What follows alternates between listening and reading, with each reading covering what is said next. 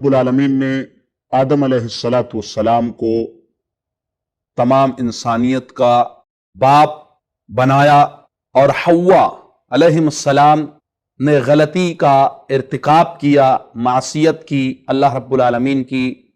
उस पर उन दोनों को अल्लाह रब्बुल आलमीन ने यह सजा दी कि जन्नत से निकाला और निकालने के बाद उनको जमीन पर उतार दिया।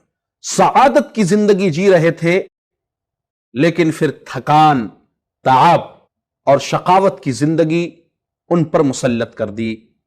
इसलिए अहले इल्म ने बहुत जबरदस्त एक फायदा निकाला है कि वह शख्स जो अल्लाह का जिक्र करता है, अल्लाह के जिक्र से उसकी जुबान तर रहती है, अल्लाह रब्बुल आलमीन उसको दुनिया व आखिरत में सआदत की जिंदगी नसीब फरमाता है। और वह आदमी जो किसी मासियत का इर्तिकाब करता है तो अल्लाह रब्बुल आलमीन उसकी जिंदगी को शकावत में, सख्ती में, तंगी में तब्दील कर देता है।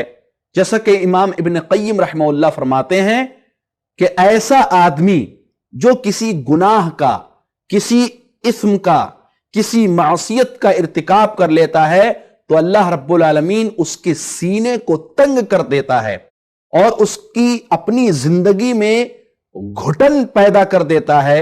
वो अंदर अंदर घुटता रहता है, वो टेंशन का, फिर डिप्रेशन का शिकार होता चला जाता है, अल्लाह रब्बुल आलमीन की उसकी जानिब से मासियत की वजह से, नाफरमानी की वजह से।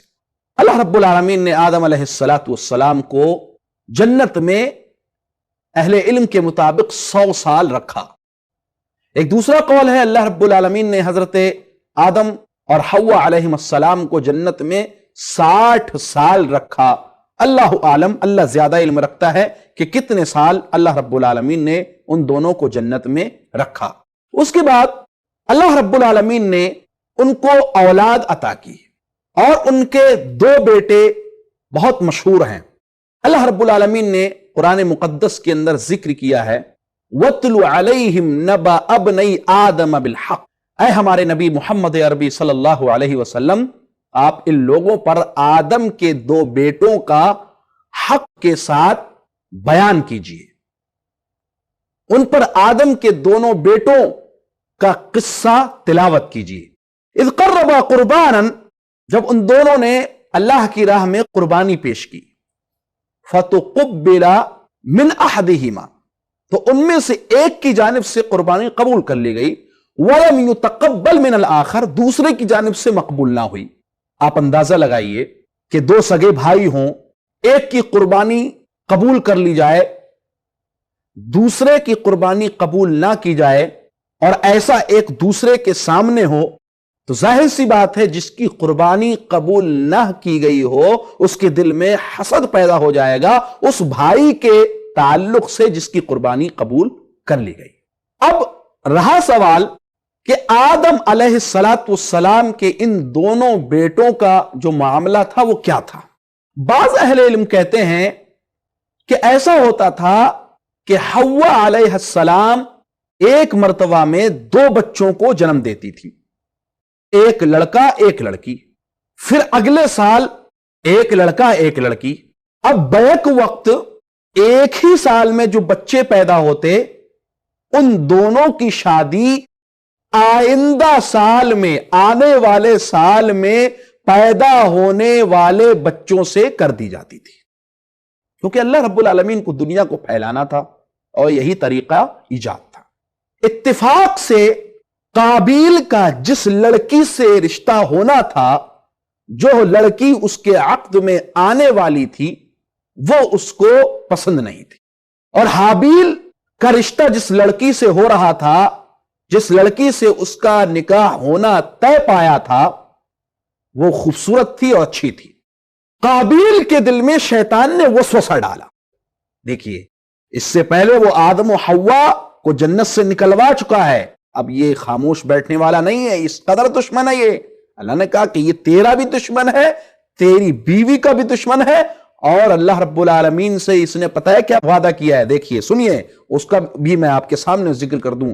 اللہ رب العالمین نے فرمایا، شیطان نے کیا کہا اسے دیکھیے، ثم لآتینہم من بین ایدیہم ومن خلفہم وعن ایمانہم وعن شمائلہم ولا تجد اکثرہم شاکرین۔ اللہ کہتا ہے شیطان نے کہا پھر میں ان کے پاس سے آؤں گا، میرا گزر ہوگا، یعنی آدم علیہ السلام کی ذریت سے، ان کی اولاد سے، سامنے سے آؤں گا وسوسہ ڈالوں گا، پیچھے سے آؤں گا وسوسہ ڈالوں گا، دائیں طرف سے آؤں گا وسوسہ ڈالوں گا، بہکاؤں گا، بھٹکاؤں گا، بائیں طرف سے آؤں گا اور ان کے دلوں کو توڑ ڈالوں گا، ان کے دلوں میں گمراہی کے بیج بو دوں گا۔ وَلَا تَجِدُ أَكْثَرَهُمْ شَاكِرِينَ، اور اے اللہ تو ان میں بیشتر لوگوں کو، زیادہ تر لوگوں کو شکر گزار نہیں پائے گا۔ یہ وعدہ کر کے آیا یہ اللہ سے شیطان جی۔ اب آپ کی مرضی ہے کہ اللہ کے وعدے کو آپ سچا قرار دیں گے، جو وعدہ اللہ سے آپ نے کیا ہے کہ جب حضرت آدم علیہ السلام کی پیٹھ سے ذریت کو نکالا، تمام ذریت کو نکالا، اللہ نے کہا کیا میں تمہارا رب نہیں ہوں؟ تو سب نے یک زبان ہو کر کے کہا کیوں نہیں، اے اللہ تو ہمارا رب ہے۔ یہ وعدہ ہم کر چکے ہیں اللہ رب العالمین سے، ہم اس وعدے کو بھول گئے، لیکن جو وعدہ شیطان نے کیا تھا اللہ رب العالمین سے، اس کو بخوبی وہ نبھا رہا ہے اور گمراہ کر رہا ہے۔ اور قابیل کے ساتھ اس نے ویسا ہی کیا، آیا اور اس بیج کو بو دیا کہ جو بیج اس کے گندے ذہن میں پہلے سے آدم علیہ السلام کے تعلق سے موجود تھا، یعنی حسد اور کبر۔ وہی حسد کا بیج اس نے قابیل کے دل میں ہی بویا اور حسد پیدا کر دیا۔ قابیل کو یہ بات اچھی نہ لگی، ان کو حکم دیا گیا ٹھیک ہے دونوں قربانیاں پیش کرو، جس کی قربانی قبول ہو جائے گی اس کا رشتہ فلاں لڑکی سے کر دیا جائے گا جو خوبصورت والی لڑکی ہے، اور جس کی قربانی قبول نہ کی جائے گی اس کا رشتہ اس لڑکی سے کر دیا جائے گا جو بہت زیادہ خوبصورت نہیں ہے۔ دونوں نے قربانیاں پیش کی۔ اللہ نے اسی طرف اشارہ فرمایا ہے، فَتُقُبِّلَ مِنْ أَحَدِهِمَا وَلَمْ يُتَقَبَّلْ مِنَ الْآخَرِ، ایک کی جانب سے اللہ نے قبول کر لیا، دوسرے کی جانب سے اللہ نے قبول نہیں کیا۔ قَالَ إِنَّمَا يَتَقَبَّلُ اللَّهُ مِنَ الْمُتَّقِينَ، اللہ رب العالمین اللہ سے ڈرنے والوں کی جانب سے قربانیاں قبول کرتا ہے۔ جی ہاں، آپ لاکھ روپے کا جانور خریدیں قربانی کا، ہزاروں خرچ کر ڈالیں، ہزاروں روپے آپ صدقہ و خیرات کرتے چلے جائیں، لیکن اگر نیت میں کھوٹ ہے، نیت خالص نہیں ہے، تو اللہ رب العالمین ایسی قربانیوں کو ہرگز قبول نہیں فرماتا ہے۔ اب قابیل کیا کہتا ہے؟ لَأَقْتُلَنَّ، حسد کا بیج بویا جا چکا ہے، دشمنی کا بیج بویا جا چکا ہے شیطان کی جانب سے۔